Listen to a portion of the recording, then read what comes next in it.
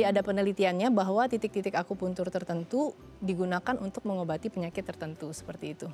Jarum akupuntur yang kita gunakan tuh jarum halus, dia halus sekali tipis. Saya nggak bawa lagi hari ini. Oh iya. Ya, jadi jarum itu memang dia yang sekali pakai. Jadi satu pasien kita pakai, setelah kita cabut harus kita buang. Jadi hormon ini yang kita kan tujuannya di akupuntur kita supaya kita meningkatkan leptinnya. Kenapa kita harus meningkatkan leptin? Karena hormon leptin ini sendiri berfungsi untuk menekan rasa lapar.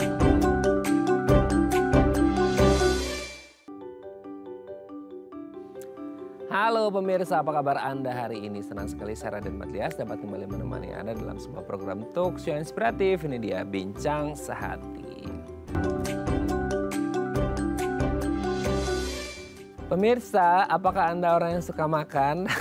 Kayaknya semua orang di dunia ini selama kita masih hidup pasti suka makan. Tapi ada banyak banget yang mungkin metode makannya atau cara makannya itu ada yang berbeda ya. Ada yang berbeda di meja makan, ada yang sambil tiduran, sambil nonton drakor gitu ya. Wah, ini kan enak banget. Tapi salah satu yang paling berbahaya dampak dari ini adalah terjadinya menggelembung badan kita alias obesitas. Nah, ada banyak banget ya kalau kita ngomongin obesitas ini kayak obesitas itu ini itu dan lain sebagainya. Makanya kalau bisa jangan mengalami yang namanya obesitas. Nah, terus gimana sih cara mengatasi obesitas supaya nggak menggelembung lagi itu badan? Salah satunya adalah dengan akupuntur. Nah, hari ini kita akan membahas gimana cara mengatasi obesitas dengan akupuntur. Tapi sebelum bahas itu, kita akan membahas terlebih dahulu beberapa mitos atau fakta seputar obesitas. Nah, untuk membahasnya telah hadir bersama kami di studio Bincang Sehati ada Dr. Vera Susanti SPAK, dokter spesialis akupuntur dari Rumah Sakit Royal Taruma. Selamat pagi Dr. Vera, apa kabar Dok? Selamat pagi, kabar baik. Sehat ya Dok ya? Sehat. Oke Dok, hari ini kita akan membahas seputar obesitas dan akupuntur gitu ya. Baik. Obesitas itu kayaknya salah satunya itu perutnya offset. Ya. Jadi langsung pegang perut ya gitu ya. Nah, sebelum bahas tentang akupunturnya, kita bahas terlebih dahulu mitos fakta seputar obesitas ya Dok ya. Yang pertama adalah katanya penderita obesitas ini cenderung pemalas. Jadi gini, mungkin kenapa disebut malas karena kan obesitas itu dia badannya membesar Dok. Sehingga kadangkala itu berat untuk membawa beban, bukan hanya beban hidup ya, beban berat badannya pun itu berat. Jadi kayak udah deh malas bergerak gitu ya, aktivitas fisiknya kurang, malas bergerak sehingga dilihat orang itu orangnya pemalas. Betul nggak sih kalau sebenarnya orang-orang dengan obesitas itu pemalas atau gimana? Itu mitos. Oh mitos, kenapa mitos? Berarti nggak melulu pemalas ya? Nggak semua orang yang obesitas itu pemalas. Ya, mungkin bisa dianalogikan seperti ini. Mungkin karena dia obesitas, jadi memang dia mudah lelah. Mudah merasa lelah, jadi dan juga mengenai dampak psikologisnya menjadi lebih tidak mau bergaul sama teman. Tapi nggak semua penderita obesitas itu adalah pemalas. Ada juga orang yang kurus tetap aja dia malas kan. Jadi mungkin tergantung kembali ke orangnya lagi. Jadi bisa dikatakan itu adalah mitos. Tuh siapa tuh yang nggak obesitas, kurus tapi memalas. Nah itu kembali ke pribadi masing-masing ya Dok ya. Yeah. Tapi kalau ngomongin obesitas dan dia pemalas atau enggaknya, ada pengaruh nggak sih Dok? Misal ya kalau ngomongin obesitas kan berarti agak berlebih ya berat badannya. Itu akhirnya memengaruhi kayak mobilitasnya mereka juga kan, akhirnya itu bisa mengganggu juga kan? Iya, itu bisa. Misalnya obesitas yang terlalu berat, dia akan menjadi aktivitas fisiknya kan berkurang. Betul. Tapi kan memang dia nggak melulu dibilangin selalu jadi pemalas. Jadi kan bisa saja dia memang aktivitas fisiknya aja berkurang. Tapi malas ini kan sebenarnya luas ya. Malas ini kategori apa dulu? Dalam hal apakah dia malas bekerja, apakah dia malas bergerak. Ya kan malah berkegiatan, jadi agak luas ya. Agak luas ya. Ya. Jadi mungkin saja dia di pikiran orang, di pandangan orang dia itu malas bergerak. Semisal ya kita, karena memang mau tidak mau kita harus akui bahwa mereka punya gangguan di mobilitasnya, pergerakan, berat badannya dan lain sebagainya. Tapi siapa tahu dia WFH, dia kerja di laptopnya. Berarti kan dia nggak malas kerja sebenarnya, dia tetap bekerja tapi malas bergerak karena memang gangguan mobilitas karena obesitasnya itu sendiri. Tapi bukan berarti ini excuses ya untuk orang-orang bahwa oh nggak apa-apa berarti ya obesitas, nggak gitu juga konsepnya ya. Tapi kalau kita ngomongin malas tadi kan definisinya sangat luas ya Dok ya, sehingga kita harus menentukannya malasnya yang seperti apa. Tapi intinya obesitas juga bisa bergerak dan juga bisa beraktivitas. Oke ya, kita lanjut yang kedua. Wah ini juga banyak banget nih ya, kalau dibilang obesitas itu obesitas itu sarangnya penyakit, betul nggak sih dok? Nah itu fakta, itu betul. Oke. Mengapa demikian? Karena memang dengan obesitas otomatis kan dia terjadi penimbunan lemak ya di badan ya. Oke. Dengan penimbunan lemak di badan itu dia akan memicu terjadinya berbagai penyakit seperti diabetes mellitus, yang gula darah tinggi, hipertensi, bisa juga dia radang pada sendi lutut yang kebanyakan sering terjadi ya. Mengapa? Karena kan otomatis beban tubuh meningkat. Otomatis berjalan lama-lama dia akan cedera pada lutut dan kaki. Itu salah satu penyakitnya yang bisa disebabkan oleh obesitas. Oh oke. Nah apakah semua orang dengan obesitas pasti ada at least setidaknya satu penyakit yang mengintai mereka dok? Mungkin kalau jangka pendek bisa enggak, tapi jangka panjang iya. Karena kenapa? Pada pasien obesitas itu akan terjadi gangguan metabolisme. Gangguan metabolisme tubuh karena dia akan ada penumpukan lemak di tubuh. Seperti itu. Nah biasanya kan orang-orang dengan obesitas itu, itu kan sifatnya kalau ibarat penyakit itu progresif ya dok. Semakin membesar jarumnya itu semakin ke kanan dan ke kanan seperti itu. Berarti seiring progresivitas itu risiko terjadi penyakit itu semakin tinggi juga kah? Yes, betul. Jadi mungkin jangka pendek belum, tapi nanti 5 tahun ke depan, 10 tahun ke depan akan menjadi penyakit. Dan itu bisa lebih dari satu gitu nggak sih dok penyakit? Bisa lebih dari satu. Karena begini contohnya, seseorang yang menderita diabetes mellitus, jangka panjangnya kalau dia nggak terkontrol gula darahnya, dia akan larinya ke penyakit ginjal. Nah itu salah satunya. Aduh serem banget. Iya banyak penyakit lain seperti itu. Misalnya hipertensi pun penyakit darah tinggi ya, nanti lama-lama dia akan kena juga ke ginjal. Jadi ada beberapa penyakit memang dia memicu terjadinya penyakit lain. Itulah yang dibilang komplikasi ya, komplikasi. Jadi dari hal yang sepele masalah obesitas gitu ya, terus sudah nyebar kemana-mana ya. Dari awalnya obesitas yang pikir kayak ya udahlah nggak apa-apa, kan dibilang sekarang kayak, wih tambah makmur ya sekarang. Itu bukan makmur ya, itu malah justru menjadi biang kerok ya masalah dan bisa berujung pada berbagai jenis penyakit. Jadi harus direvisi tuh ya istilah makmur. Udah makmur sekarang, biasa kan ketemu gitu ya dok, kayak ketemu sama teman-teman lama kayak wah sekarang udah makmur ya, subur banget gitu. Justru yang kurus nggak makmur ya gitu ya. Oke dok, kita lanjut yang ketiga ya. Makan sambil main HP katanya bisa bikin perut buncit. Wah seperti itu kah dok atau gimana? Nah itu sebenarnya baru-baru ini ada studi, ada penelitian yang mengatakan itu benar. Mengapa? Karena seperti ini, karena makan sambil main HP itu lebih kecenderungan sinyal dari perut ke otaknya terganggu. Nah itu yang pertama. Terus yang kedua, dikatakan bahwa kalau makan sambil main HP itu lama-lama makannya nggak habis, nambah terus ada yang seperti itu. Jadi itulah yang mengatakan bahwa kecenderungan terjadinya obesitas, perut buncit. Oh oke. Apalagi sambil nonton ya dok ya gitu kan, tiduran rebahan gitu ya. Nah ini menarik tuh dok. Jadi ini kan harusnya kayaknya 99% warga dunia termasuk Indonesia melakukan ini ya. Gitu ya, makan kayaknya agak kurang afdol, kurang nikmat makannya kalau nggak sambil nonton HP gitu ya, entah video apalah segala macam itu ditonton kan gitu kan. Karena kayak agak krik-krik juga kalau makan gini aja gitu ya. Meskipun sekarang saya sudah mulai mengurangi itu dok. Saya bener kalau sekarang makan fokus makan aja gitu ya. Oke. Nah sebenarnya kalau untuk yang tadi itu kayak respon otak bahwasanya oh ini belum kenyang itu keganggu gara-gara fokus kita distraksi sama tontonan di HP atau gimana sih dok? Itu mungkin lebih ke kita terganggu memang. Jadi sinyal yang dari perut ke otaknya terganggu. Itu sebenarnya banyak faktor ya. Nanti kita ngomonginnya lagi hubungannya ke hormon pula itu. Oh, jadi banyak faktor salah satunya ke hormon ya? Iya, betul. Aduh, ini banyak faktor kenapa akhirnya orang bisa perut buncit gara-gara nonton HP dan beberapa faktor yang lainnya. Nanti kita bahas ya. Oke, kita lanjut yang keempat ya. Penderita obesitas katanya lebih mudah merasa lapar. Nggak tahu ini mitos atau fakta, tapi yang saya lihat itu ya dok ya, nggak tahu.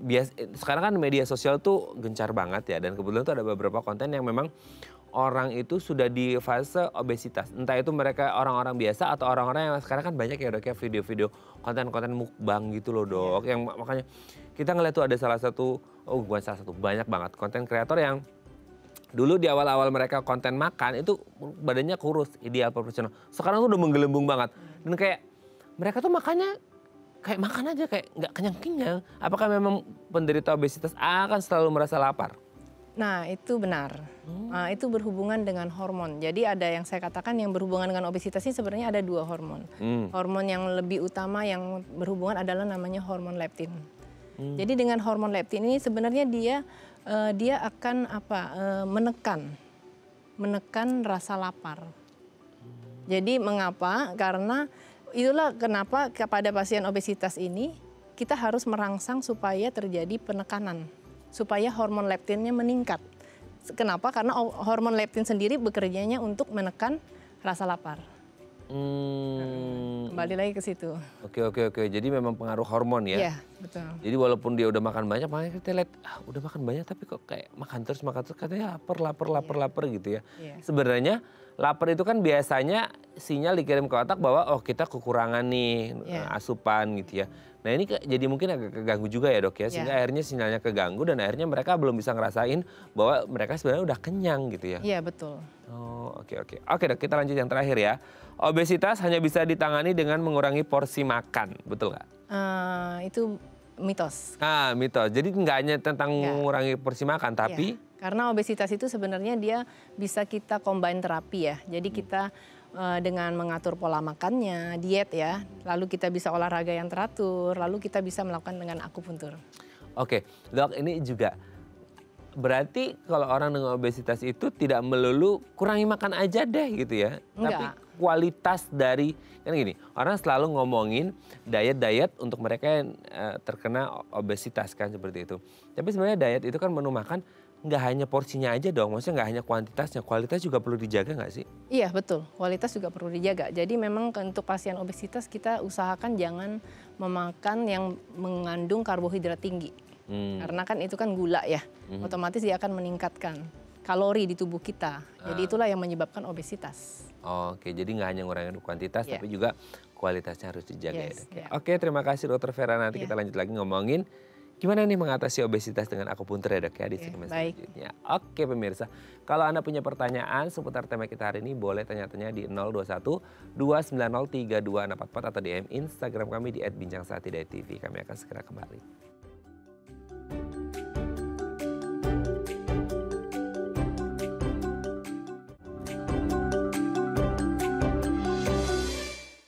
Baik, Anda masih bersama kami di Bincang Saati dan kita masih membahas tema kita hari ini.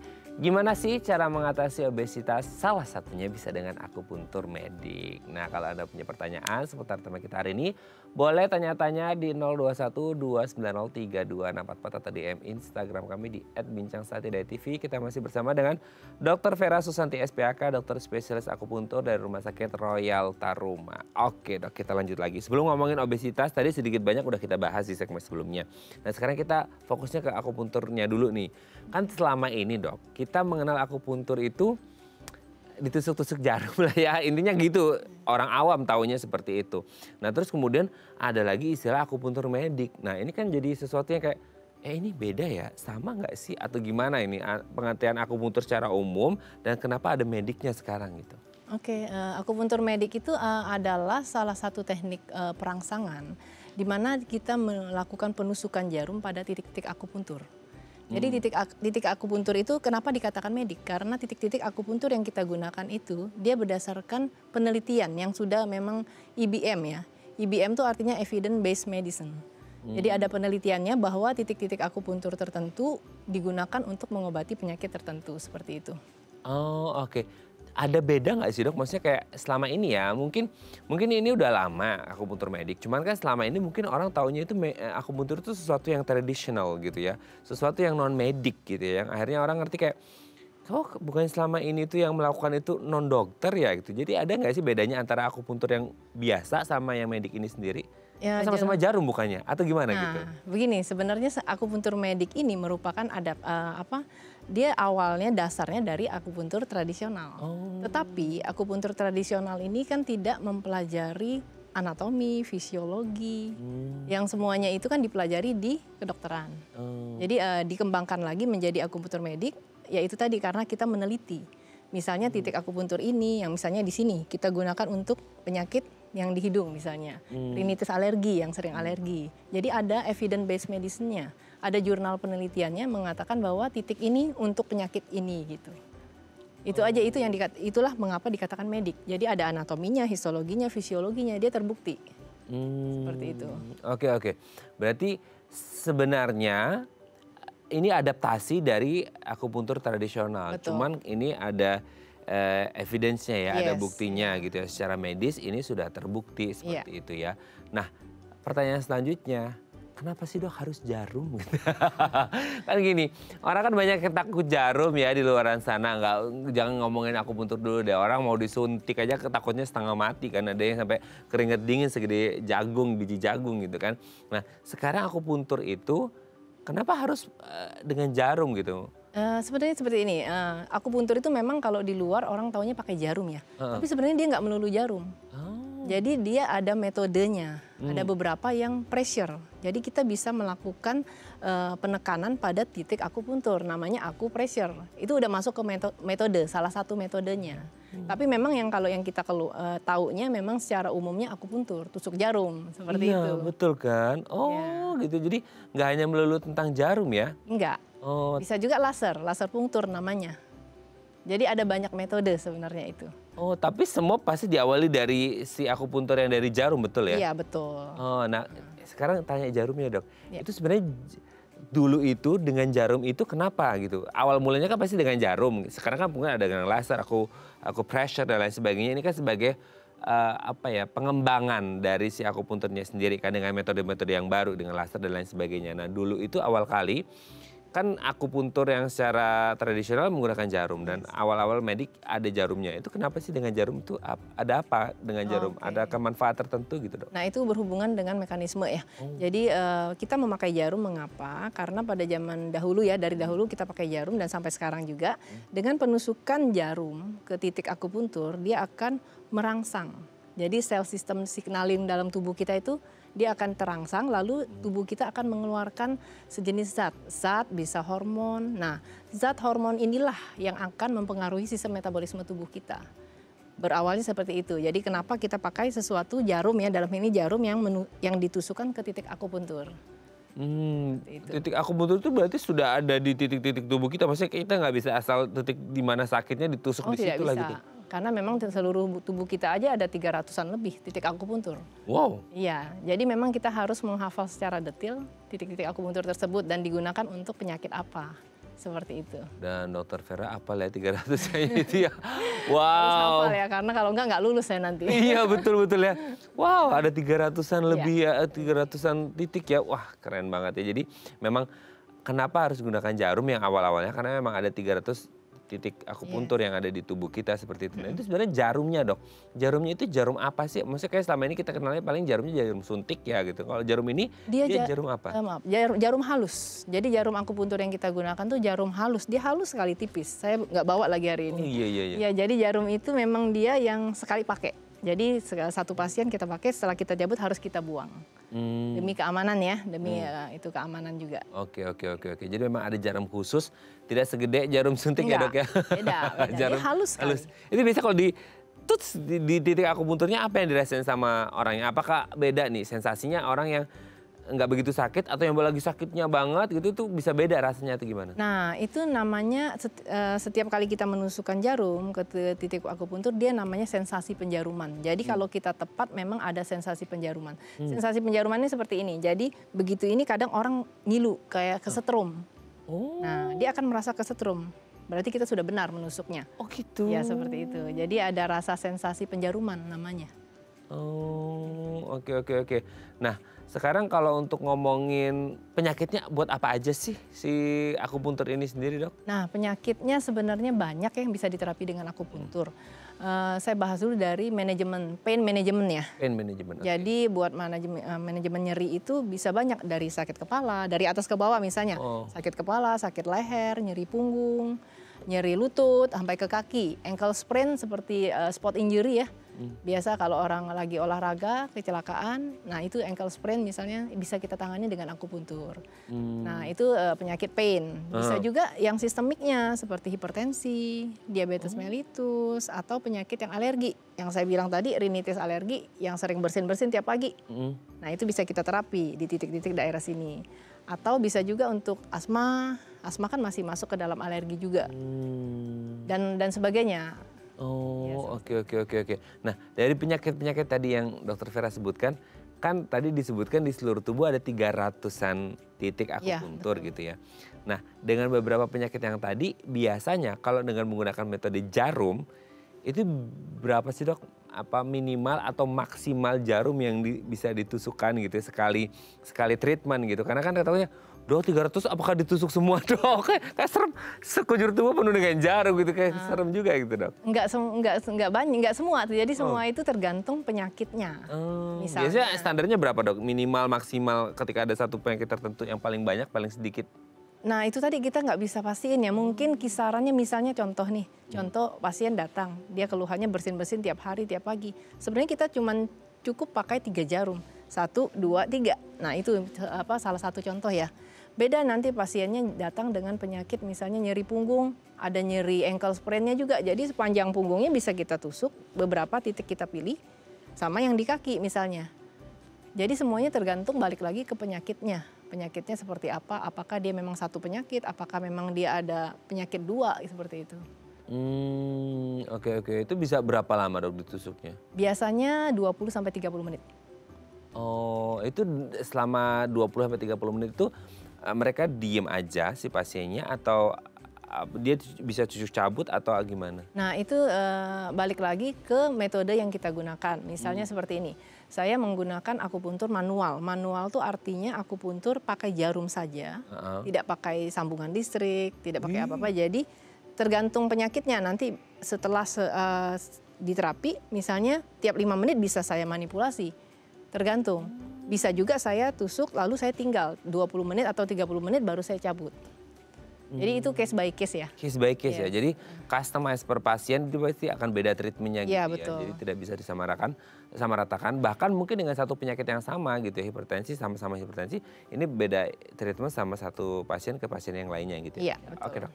Nanti kita lanjut lagi ya ngomongin seputar obesitasnya nih sekarang. Kalau tadi kan ngomongin beberapa penyakit secara umum, sekarang kita akan berfokus ke obesitasnya di segmen selanjutnya ya dok ya. Oke pemirsa. Kalau Anda masih punya pertanyaan seputar tema kita hari ini, boleh tanya-tanya di 021-290-3264 atau DM Instagram kami di @bincangsaatidaytv. Kami akan segera kembali.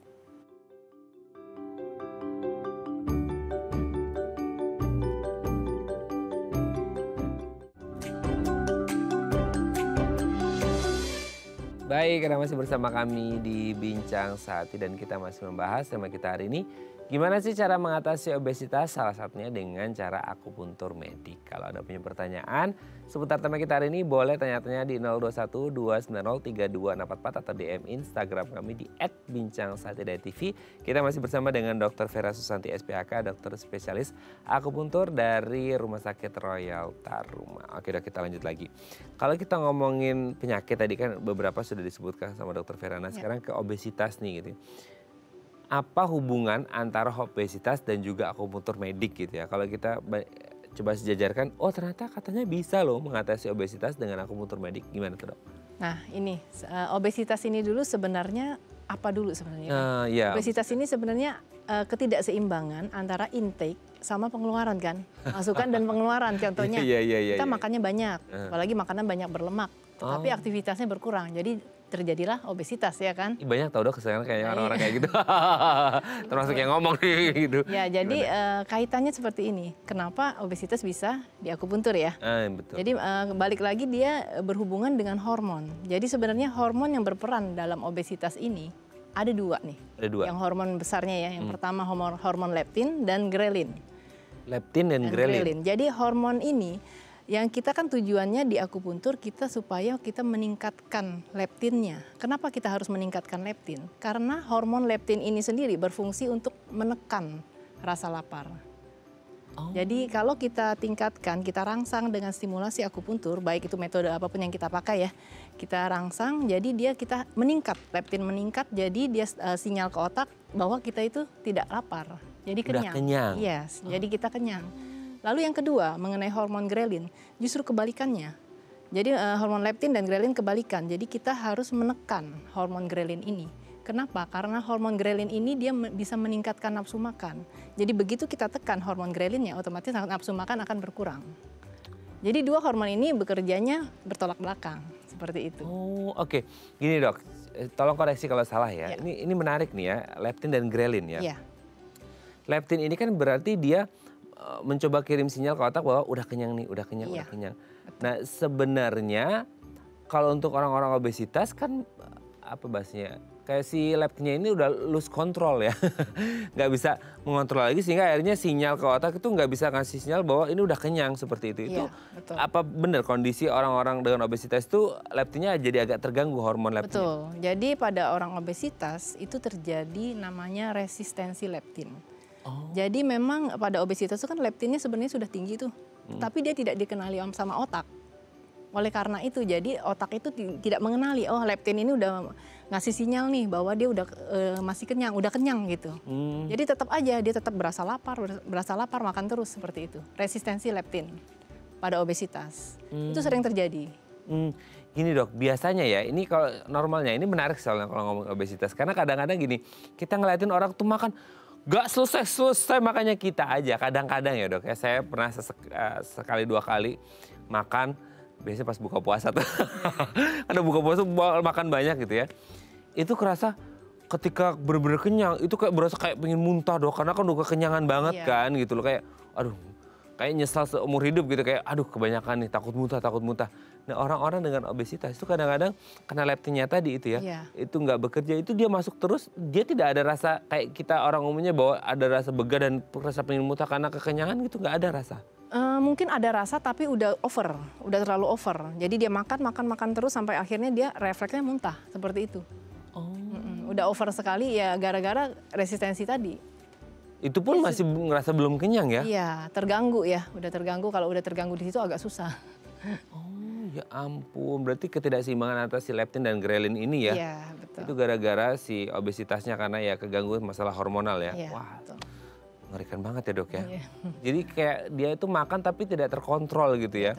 Bahwa dia udah kenyang itu nggak tahu bahwa dirinya itu udah ada sinyal ke otak bahwa ini udah kenyang karena terganggu tadi. Terganggu. Ya? Nah untuk akupuntur medik bagi orang-orang dengan obesitas ada nggak kayak syarat-syarat khusus orang-orang dengan obesitas seperti apa yang bisa melakukan terapi dengan akupuntur medik? Adakah kayak kan mungkin sekarang obesitas ngomonginnya kita dari salah satunya dari BMI-nya gitu itu ada nggak dok?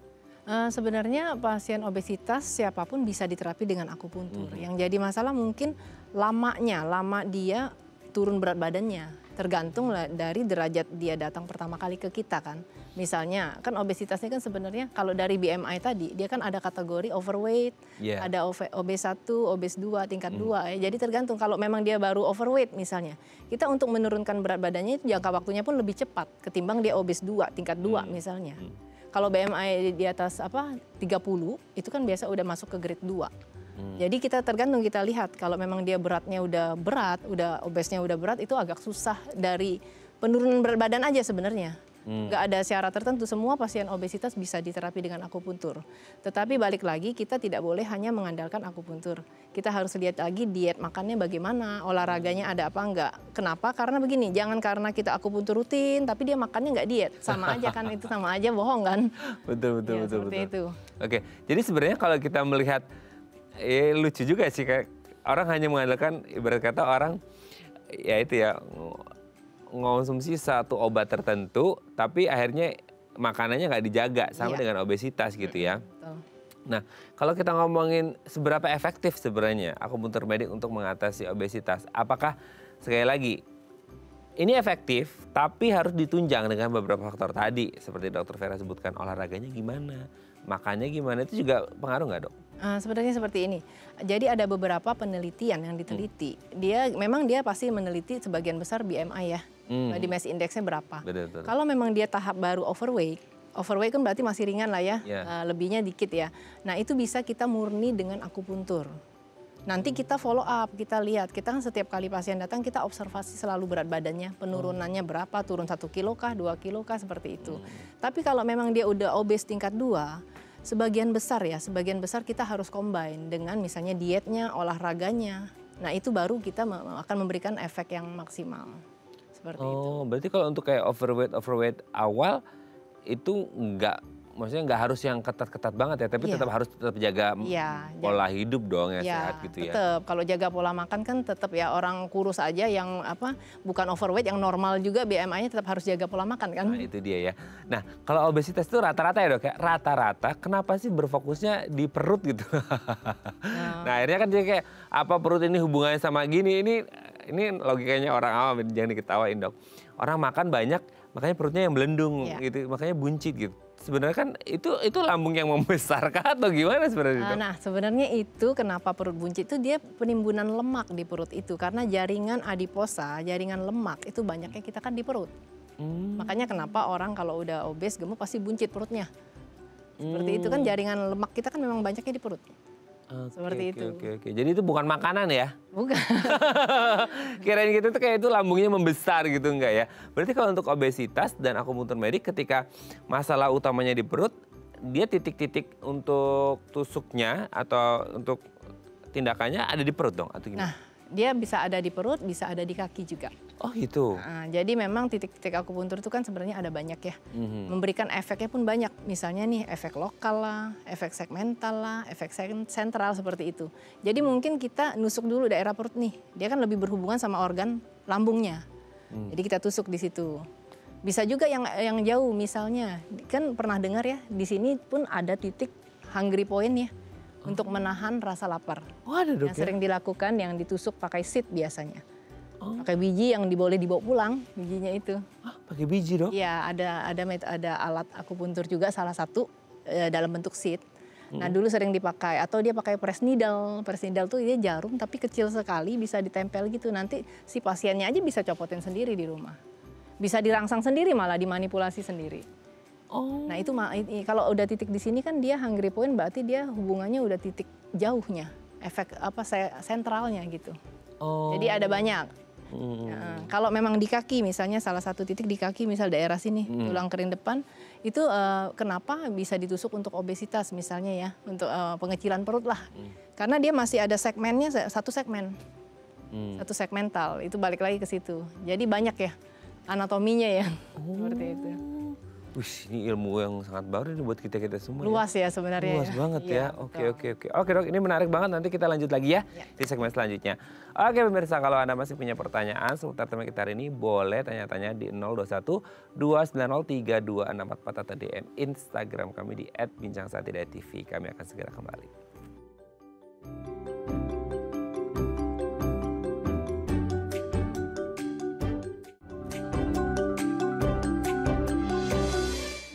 Baik, Anda masih bersama kami di Bincang Saati dan kita masih membahas tema kita hari ini, obesitas.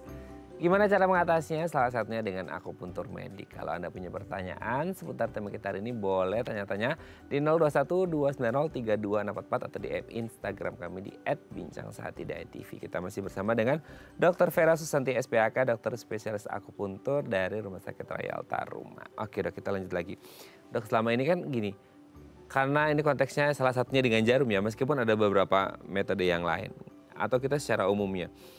Ada nggak sih orang tuh kadang-kadang kalau mau berobat itu, mereka mikirin, dok nanti kalau ditusuk, nanti kalau kena laser gini segala macam, ada efek sampingnya nggak ya gitu kan. Takutnya orang takut dengan si jarumnya itu atau si lasernya. Ada efek samping nggak sih dok? Nah sebenarnya efek samping dari tindakan akupuntur ini minimal ya. Bisa saya katakan minimal, mengapa? Karena jarang terjadi. Kalaupun ada, paling pada saat penusukan pasien merasa nyeri. Nyeri, sensasi penjaruman tadi. Dia berasa nyeri sebentar, lalu mungkin bisa memar. Memar itu kenapa? Itu pun nggak semua orang bisa memar. Bisa aja kita habis nusuk, pas kita cabutnya dia agak memar. Itu bisa faktornya bisa aja yang pertama mungkin terlalu fragil pembuluh darahnya. Jadi kita kena pembuluh darah, bisa juga. Atau bisa juga si pasien minum obat pengencer darah. Makanya itu penting sih di anamnesis dari awal. Kalau apakah pasien menggunakan obat pengencer darah, minum obat pengencer darah, supaya apa? Supaya kita bisa edukasi ke pasien. Kita kasih tahu nanti setelah penusukan, misalnya setelah pencabutan akan ada memar biru-biru sedikit kayak biasa kita ambil darah. Jadi pasien nggak kaget seperti itu. Lalu mungkin efek samping yang jarang sekali terjadi itu sinkop ya. Sinkop itu kayak pingsan tiba-tiba. Itu biasanya terjadi pada pasien yang fobia jarum. Jadi kembali lagi kita harus anamnesis dari awal. Apakah pasien sudah pernah diakupuntur? Kita harus tahu apakah dia, kalau belum pernahnya itu kita harus tanya apakah dia fobia, takut sekali ya. Fobia ini kan takut yang berlebihan ya, akan jarum. Nah itu bisa. Seperti Bukan itu. takut yang malu-malu kucing gitu ya. Takut tapi matanya ngintip gitu ya. Oke, nah dok gini. Pain tolerance orang kan mungkin beda-beda ya dok ya gitu. Untuk yang kayak digigit semut tapi dia kayak sampai meraung-raung gitu kan. Nah gini, ini pertanyaan lagi-lagi ya, pertanyaan orang umum, jangan diketawain ya dok ya. Kan biasa kalau kita mau suntik apa segala macam itu kan biasa diolesin alkohol atau apa gitu ya dok. Supaya untuk mengurangi rasa efeknya. Kalau di akupunktur nggak boleh ya, harus normal, nggak boleh dikasih apa-apa dulu. Tetap sama. Jadi itu adalah merupakan salah satu tindakan asepsis dan antisepsis. Jadi supaya aman, supaya aman itu steril ya. Jadi sebelum melakukan penusukan kita harus tetap dialkoholin seperti itu, baru kita tusuk. Setelah pencabutan jarum juga seperti itu, sama. Oke. Itu juga salah satunya untuk meminimalkan risiko-risiko yang terjadi ya? Ya, gitu ya? risiko infeksi ya. Risiko infeksi. Nah oke dok, sekarang kalau ngomongin tusuk-menusuk gitu ya, itu kan ada satu penyakit yang metabolik yaitu diabetes. Itu kan katanya orang, waduh kalau diabetes tuh jangan sampai luka, nanti lukanya susah sembuh dan lain sebagainya. Nah kalau ini istilahnya tadi dokter Vera menyebutkan orang dengan habis minum pengencer darah gitu ya. Nah kalau orang diabetes boleh nggak sih dok? Diakupuntur? Diakupuntur dengan boleh, kan memang ada untuk penyakit diabetes, akupuntur kan memang untuk diabetes juga. Ditusuk nggak masalah dok, kan biasanya orang diabetes itu paling takut ada luka timbul di tubuhnya mereka. Nah gitu. Sebenarnya ya kita akupuntur kan jarumnya halus, kita melakukan penusukan itu pun dia bukan memang dia menimbulkan mikrotrauma, ya, sangat ringan ya, tetap kalau jarum masuk kan tetap otomatis kan terbuka, mikrotrauma. Tapi kan selama kita melakukan tindakan dengan tindakan yang benar, dalam arti tindakan asepsisnya, antisepsisnya benar, itu tidak akan terjadi perlukaan infeksi seperti itu. Mungkin bagi kebanyakan orang kayak diabetes jangan sampai kena luka, apalagi kena paku. Nah, ya kan paku bisa memicu luka, itu mungkin maksudnya paku yang berkarat seperti itu bisa jadi. Ya seperti itu. Karena biasanya orang dengan obesitas kan, tadi sempat kita bahas juga sarang penyakit salah satunya gangguan metabolik yaitu diabetes kan. Jadi dia orang dengan obesitas terus ada riwayat diabetes. Duh aku mau akupuntur medik tapi kok takut ya dengan jarum seperti itu. Tapi sebenarnya itu pilihan untuk apakah saya pakai jarum atau laser dan lain sebagainya itu bisa dipilih oleh pasien atau setelah melalui tahap anamnesis dokter akan menentukan yang mana yang lebih tepat gitu dong. Oke, nah saya jelaskan metodenya dulu ya. Jadi memang metode akupuntur tuh ada banyak. Yang pertama yang bisa saya jelaskan tuh dengan akupuntur manual. Jadi ada akupuntur manual itu kita penusukan pada titik akupuntur hanya pakai jarum. Pakai jarum boleh kita manipulasi sendiri. Lalu yang kedua mungkin akupressure. Pressure ini yang saya bilang tadi kita melakukan penekanan. Pressure kan penekanan pada titik akupuntur. Jadi macam-macam orang, terutama yang akupressure ini bisa kita gunakan pada anak kecil. Anak kecil kan biasanya sebagian besar pasti takut jarum. Orang dewasa juga ada yang takut jarum kan. Jadi ya kita lakukan akupressure, penekanan, tapi penekanannya bukan asal tekan pada titik akupuntur tadi. Terus ada juga akupuntur ya. Jadi kita tetap pakai jarum, tapi jarumnya kita sambungin dengan kabel stimulator. Seperti itu. Itu yang ketiga, bisa juga laser. Laser punktur yang tanpa jarum pakai alat laser. Di lasernya di titik akupuntur juga. Jadi ujung semuanya kita harus fokusin ke titik akupuntur. Seperti itu. Oke. Nah untuk memilih yang tepat dan bagaimana yang terbaik metodenya nanti kita bahas setelah kita bahas DM Instagram dari pemirsa ya dok ya. Oke, ini dari Bu Lisa. Pagi dok. Sama kayak saya nih. Saya itu takut jarum dok, tapi tertarik nih mau coba terapi akupuntur medik buat nurunin berat badan. Jarum yang digunakan sebesar apa ya dok dan berapa kali ditusuknya? Makasih dok. Makmungkin berapa banyak dan berapa kali treatment kali ya? Berapa kali tindakan? Gimana dok? Baik, saya jawab ya. Jadi mengenai jarumnya halus, tidak tebal. Jadi sangat tipis. Jadi nggak usah takut, nyarinya pun sangat minimal ya. Lalu yang kedua, berapa kalinya terapi harus kita lihat kondisi pasien masing-masing berbeda. Jadi nanti dari anamnesis awal kita timbang dulu berat badannya. Yang seperti yang saya bilang tadi kan ada kategori yang overweight, ada obes tingkat 1, obes tingkat 2. Jadi dari situ kita menilai. Lalu setelah itu saya nggak bisa juga memastikan pasien ini akan turun berat badannya dalam 1 bulan, 2 bulan, nggak bisa. Karena tergantung ya banyak faktor, pola makannya apakah dijaga apa enggak. Apakah kegiatan lainnya mendukung dengan terapi akupuntur yang kita lakukan gitu ya. Jadi kita harus sinergis ya, bekerjanya berkesinambungan gitu. Jadi efeknya cuma maksimal seperti itu. Dok, ini kan nggak ngerti ya, ada nggak sih standar kayak yang akhirnya juga diberlakukan di akupuntur medik juga untuk menurunkan berat badan obesitas ini ya. Kayak standar normal dan ideal dan apa ya, sehatnya gitu. Sebulan itu bisa turun berapa kilo sih gitu kan. Ini kan ada yang ngeklaim sebulan dengan ini bisa turun 10 kilo. Wah ekstrim banget ya gitu. Nah kalau untuk akupuntur medik meskipun harus ditunjang dengan beberapa faktor yang lain. Tapi ada nggak idealnya yang masuk kategori masih oke-oke aman aja itu berapa sih dok? Sebenarnya kalau penurunan berat badan terlalu ekstrim itu berbahaya, pasti kan. Karena kan tubuh kita kan metabolisme tetap berjalan. Betul. Kalau kita pengurangan lemak yang terlalu ekstrim, tubuh kita juga perlu lemak. Jadi nggak boleh yang terlalu berlebihan ya. Jadi kita memang nggak ada patokin berapa kilonya. Tapi memang kalau memang dalam 1 minggu bisa 1-2 kilo turun itu udah bagus. Dengan terapi ya, dengan terapi akupuntur. Ditambah dietnya tadi. Jadi memang akupuntur ini nggak bisa kita instan ya. Kita harus bertahan. Ada juga yang datang mau cepat kurus gitu ya. Tapi kan kita nggak bisa begitu. Oh betul ya. Jadi tidak ada yang idealnya, tapi semua itu perlu proses. Iya betul. Ujuk-ujuk dok saya mau hari ini 10 kilo juga. Iya betul nggak bisa. Juga, gitu ya. Oke, semoga ini menjawab pertanyaan Ibu Lisa dan semoga sehat selalu ya. Dan jangan lupa untuk akupuntur medik cobain aja nggak sakit ya dok ya. Iya. Oke dok, nanti kita lanjut lagi ya di segmen terakhir ya. Oke pemirsa, kami akan kembali saat lagi, tetap bersama kami di Bincang Sehati.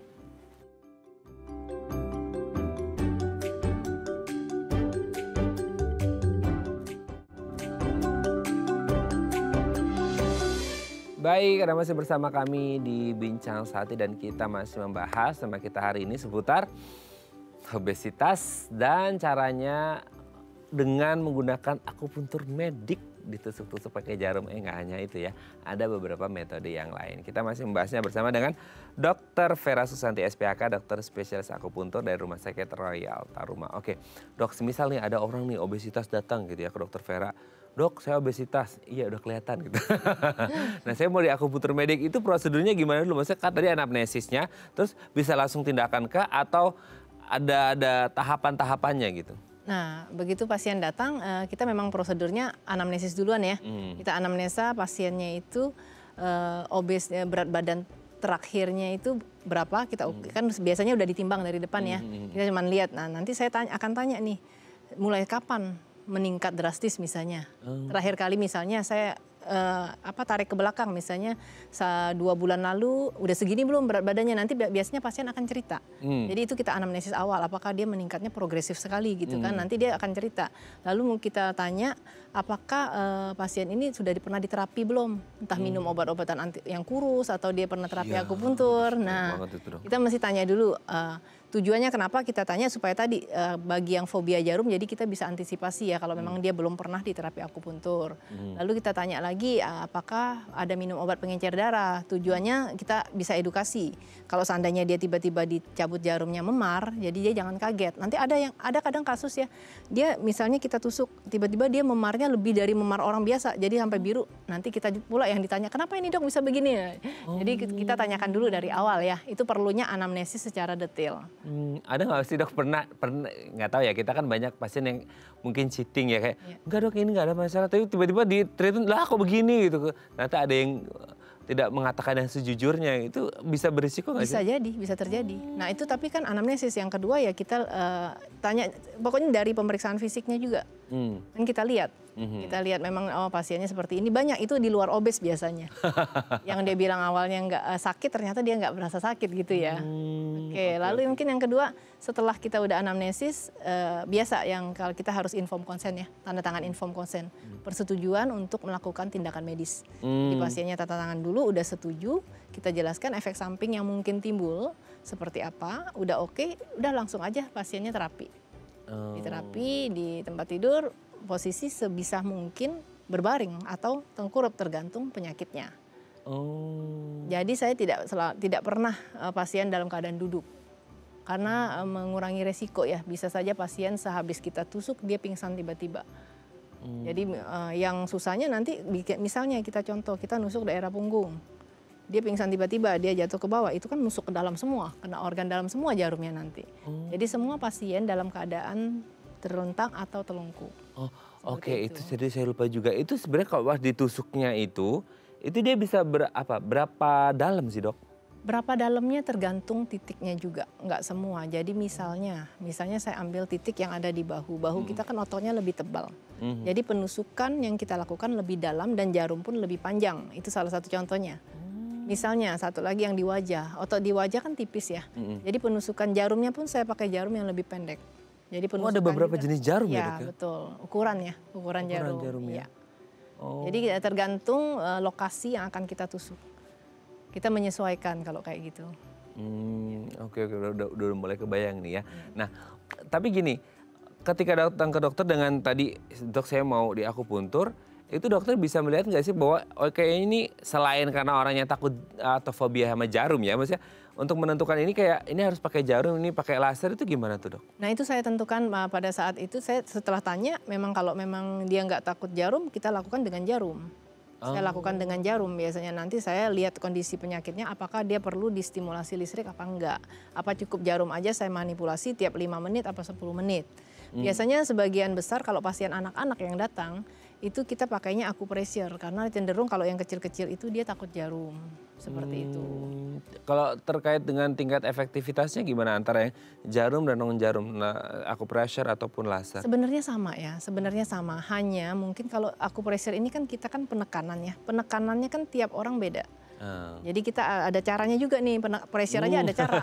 Kita gini-gini. Iya, kita nggak boleh asal tekan kayak gitu kan. Ada caranya juga. Asal kita melakukan dengan teknik yang benar, itu akan sama hasilnya. Sama hasilnya ya. Ada pantangan nggak sih, Dok? Kalau habis melakukan tindakan ini, maksudnya nggak boleh makan ini, makan itu? Oh, nggak ada pantangan apa-apa. Oke. Kalau emang obesitas ya pantangannya jangan makan banyak-banyak lagi ya. Yang dia edukasi ya, ngatur pola makan. Gitu. Maksudnya kalau habis ditusuk jarum, misal kita pulang mandi, takut ada luka, takut perih, enggak ya? Enggak ada efek. Oke. Jadi tidak ada semengerikan itu ya? Enggak. Oke ya, terima kasih Dokter Vera. Hari ini kita banyak nih dapat pengetahuan. Apalagi kalau kita ngomong obesitas kan banyak orang sebenarnya banyak yang pingin kurus ya, Dok ya. Cuman kadang-kadang kayak kepikiran takutnya seperti apa. Apalagi kalau harus beli obat di luar sana kayak aduh ini bisa sebulan 10 kilo dan lain sebagainya. Jangan yang instan ya, Dok ya. Semua butuh proses. Terima kasih Dokter Vera. Saya terus salam untuk keluarga di rumah dan teman-teman di Royal Tarot. Terima kasih. Selamat pagi, Dok. Oke pemirsa, itu tadi perbincangan kita dengan Dokter Vera. Semoga bermanfaat ya. Dan jangan lupa untuk terus menyaksikan konten inspiratif kami di platform The iPlus. Saya Raden Badlias pamit, sampai jumpa dan selamat kembali beraktivitas di hari Rabu yang indah ini. Ingat jaga kesehatan Anda, makan secukupnya, olahraga yang banyak biar nggak obesitas. Kalau obesitas, akupuntur aja sama Dokter Vera ya. Sampai jumpa.